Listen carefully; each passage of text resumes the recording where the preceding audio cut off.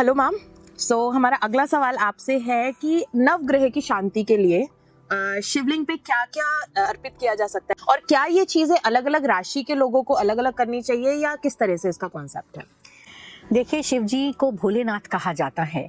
उनको इसमें कोई भी फर्क नहीं पड़ता कि किस राशि वालों ने क्या अर्पण किया, क्योंकि उनको श्रद्धा से, उनको प्यार से, उनको जो भी अर्पण करोगे वो उनको परवान होता है।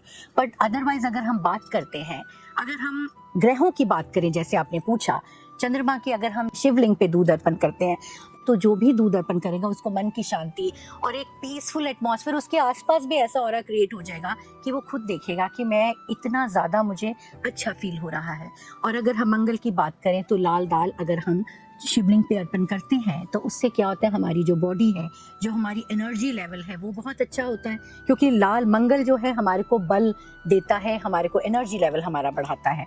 और इसके अलावा अगर हम फिर बुध की बात करते हैं, बुध में जब हम हरी दाल अर्पण करते हैं तो बुध का स्वभाव क्या होता है, बुध हमें बुद्धि देता है। बुध हमें कैसे हमने बिजनेस को ठीक रखना है उस चीज़ों के बारे में बताता है। और करिए, अगर कुछ बिजनेस में प्रॉब्लम आ रही है तो आप करिए हरी दाल शिवलिंग पे अर्पण, और अपनी बुद्धि को इतना प्रखर बना लीजिए कि आपको किसी और की ज़रूरत ही ना पड़े, क्योंकि आपको सब कुछ खुद से ही पता है। और इसके बाद अगर हम बात करते हैं वीरवार यानी बृहस्पतिवार की, तो उस पर हम पीली दाल, चने की दाल अगर हम शिवलिंग पे अर्पण करते हैं तो आपका विजडम, आपकी जो सोल है वो सोल की प्योरिटी आपको मिलेगी, आपको नॉलेज बहुत बढ़ेगी। आपको गुरु का अगर आप आदर सम्मान करते हो तो आपका विजडम जब बढ़ेगा तो दूर दूर तक आपकी पहचान होगी।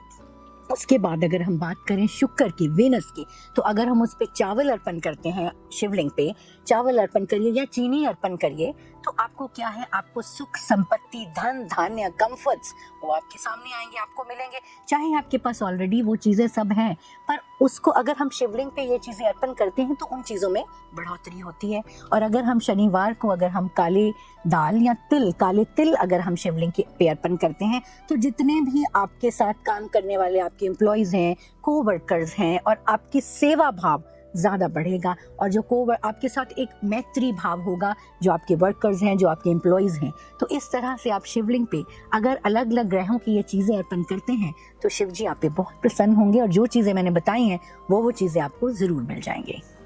Thank you so much ma'am. ये टिप्स ऑब्वियसली बहुत ज़्यादा काम आएंगे लोगों के, और स्पेशली जो आपने लास्ट में को वर्कर्स वाला टिप दिया है। Thank you for this. Thank you.